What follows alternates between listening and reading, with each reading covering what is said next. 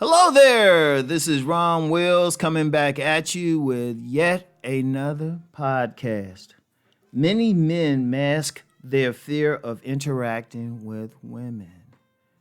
And what do I mean by masking their fear?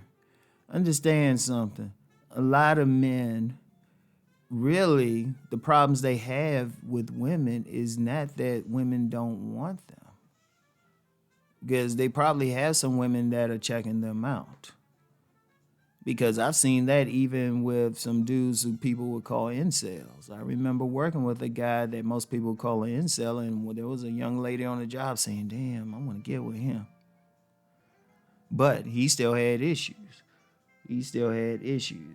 But the thing is, many men, because they might not have had the success or interactions with women that they wanted, they develop a fear of actually interacting with them. So instead of just saying, you know what, I'm just scared of dealing with them or something like that, they'll mask it. They'll pretend like, oh, I don't need women. I'm going to focus on this. I'm going to focus on making money. Or I'm going to go my own way or something like that. You know? Or I'm going to be on my purpose. Something like that. Or it's myriad things. All right? Or they'll try, I don't know, whatever. In fact, some of these same guys, they'll actually try to pick at or talk about guys who are successful and act like, oh, there's a problem, or why you press about that woman. And you know what? I ain't gonna get into it sounding suspect, because I don't think it is. Some people will say, oh, something wrong with them. No, I don't think it's like their sexuality. I think it is their fear. It's their fear. Understand something. There's two primary sexual drives in all human beings, and these are very subconscious. Very subconscious. Now, people in my inner circle know exactly what I'm talking about. You have one group of people who their sexual energy is, quite frankly, out of control. They just going to do whatever they can to satisfy their sexual needs, whatever. If they got a lie, cheat, steal, whatever, they're going to satisfy it. They're going to go for it. They're going to fix themselves up because they have their inner drive, right? And a lot of times they can't even control it at key moments. That's how strong it can be.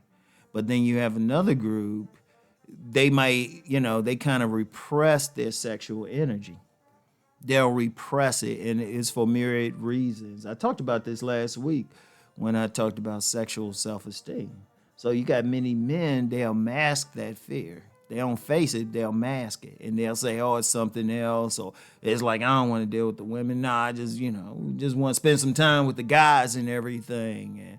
And, or these women ain't nothing and all of that. They'll try to go at the women. But everything comes down to a basic fear of it. A basic fear. And for some men, they might need somebody just to talk to them. For some men, it might take a positive experience. For some men, it might take some therapy, because it could have been, because that fear comes from several things. I mentioned this last week. That fear could come from growing up in a real religious background where there's always some constraints on sexuality and interacting with the opposite sex.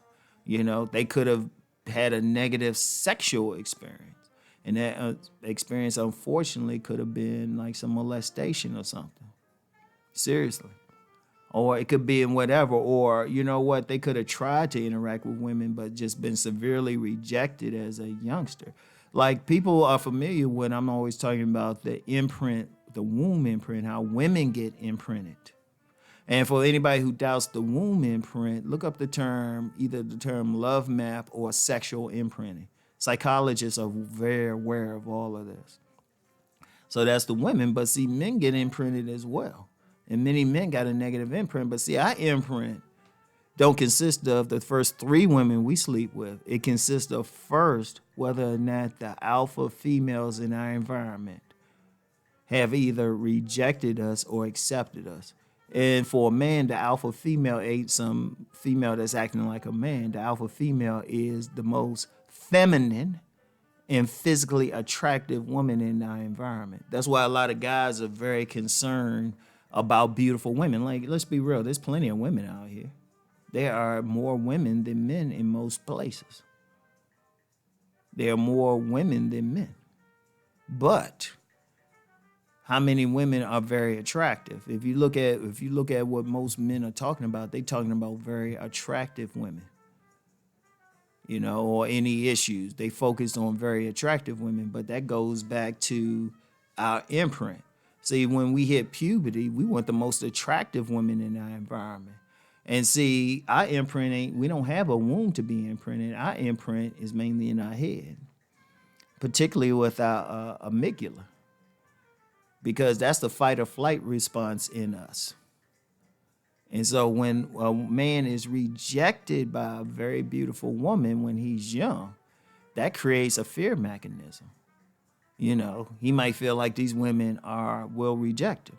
Now, when he's accepted by them, he has a different response.